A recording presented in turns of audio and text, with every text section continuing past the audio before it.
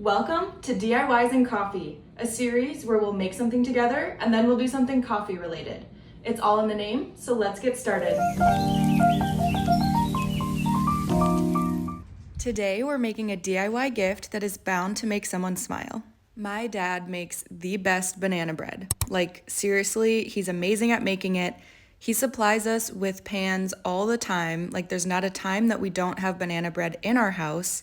And so we wanted to make him a trophy to kind of recognize how great of a banana bread maker and supplier he really is. I found this craft kit at Target, which was the perfect thing that I was looking for just to have that trophy base. And it was meant to be something like best dad or best mom. And so they usually have them around Father's Day and Mother's Day.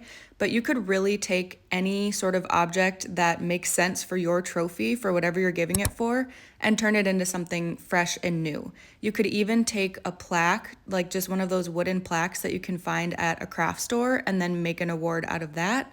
Or you could take just a regular frame and make some artwork to put inside. So really there are all sorts of options, and it doesn't even have to be for Father's Day or Mother's Day. It could be any gift occasion. I was actually able to do this whole project with just the paint that they supplied, and I just used the yellow for the actual trophy piece, and then for the base I used the bronze color, which was actually perfect.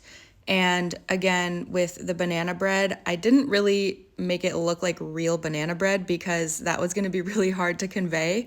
And so I just did a banana on a slice of bread. And my dad really loves Heath bars and toffee, and so I filled it up with some little Heath bars, and I said that he could use it as a candy dish.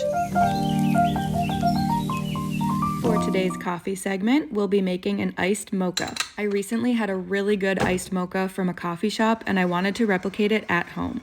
I'm using my Breville espresso machine for this, and I like to use that little attachment because it helps the grounds not fall out as I pull it out of the machine.